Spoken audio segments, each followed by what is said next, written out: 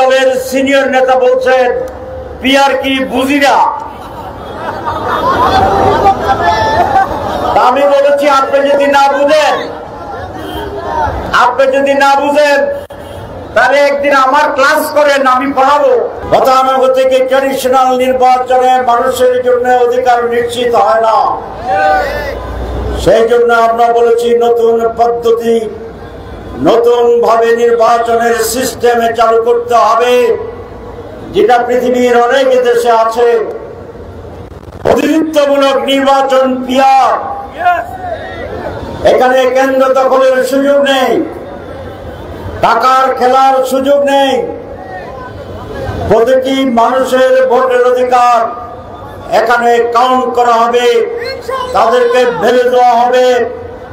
গতানুগতিক পদ্ধতিতে যিনি 51% পান তিনি বিজয়ী, যিনি 49% পান উনি ফেল, তার জিরো, তার ভোট পৌঁছে যায়।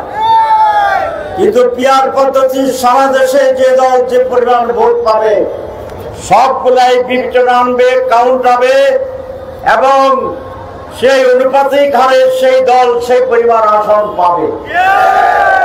এটা কি সহজ কথা না কঠিন? সহজ না কঠিন? এক দলের সিনিয়র নেতা বলছেন পিআর কি বুঝি না। আমি বলেছি আপনি যদি না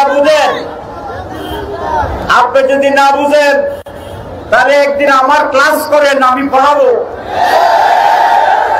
আপনাকে বুঝাই দেব, বিনা পয়সায় শিক্ষা দেব, টিউশন ফি লাগবে না। আরেক নেতার জবাব দিয়েছে যে নেতা পিআর বুঝে না তাহলে সারা দুনিয়ার তিনি কোনো খবর রাখেন না, এরকম নেতা রাজনীতি করা ঠিক না। যারা পিআর চায় না, কেন চায় না? কারণ তারা চায় জনপ্রিয়তা নাই কিন্তু মাস্তান আছে, জনপ্রিয়তা নাই অবৈধ চুরির চাঁদার টাকা আছে। আমাকে অনেকে বলে ওই দলের যারা নির্বাচনে কেন্দ্রীয় হতে চায় 1 বছর নাকি নির্বাচনের যে খরচ তার চেয়ে বেশি উঠে ফেলছে। আপনারা কি মনে করেন? তারা ভোটারের কাছে যায় না, টাকার কাছে যায়। সেই কারণে পিআর ছাড়া কোন নির্বাচন হবে না। সংস্কার তারা মানে না। তারা বলছে যারা ক্ষমতা যাবে তারা গিয়ে করবে।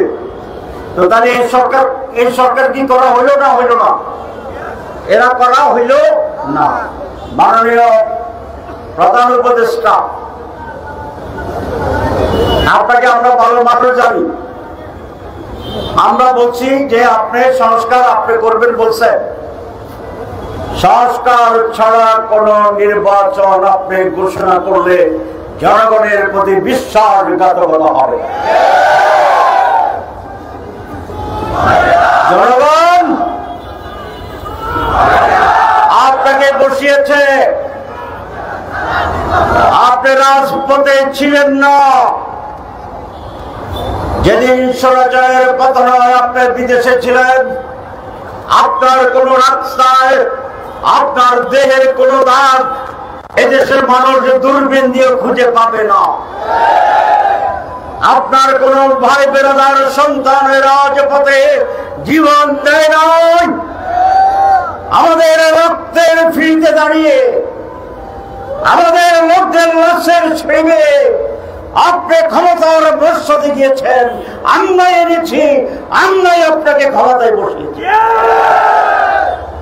আমরা আশা করব আপনার মতো একজন সজ্জন ব্যক্তি জাতির সাথে বেঈমানি বিশ্বাসঘাতকতা করবেন না।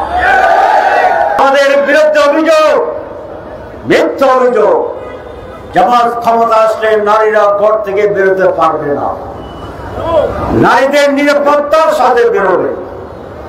এখন নারীরা বেরোয়, কোন নিরাপত্তা নাই। জামায়াতে ইসলামী যখন আসে নারীরা নিরাপত্তার সাথে তাদের কাজ করবে, চাকরি করবে, প্রয়োজনে ব্যবসাও করবে। এটা উদাহরণ আমাদের আছে। সংখ্যালঘিষ্ঠদেরকে বিভ্রান্ত করার চেষ্টা করে আমাদের যারা এমপি ছিল, মন্ত্রী ছিল, ইতিহাসের সবচেয়ে বেশি নিরাপদে ওই সমস্ত জায়গার সংখ্যালঘিষ্ঠ ভাইরা, হিন্দুরা, অন্যান্য দলের লোকেরা সেখানে বসবাস করছিল। আমি একটি এলাকার এমপি ছিলাম। আমার বিরুদ্ধে যদি একজন হিন্দু অভিযোগ করে 14 গ্রামে, আমি প্রকাশ্যে দাঁড়িয়ে মাইকে তাদের কাছে ক্ষমা চাও। ইন্টেনশনালি রাজনৈতিক অসদুদ্দেশ্য ছাড়া সেখানে কেউ কোনো অভিযোগ করতে পারবে না ইনশাআল্লাহ।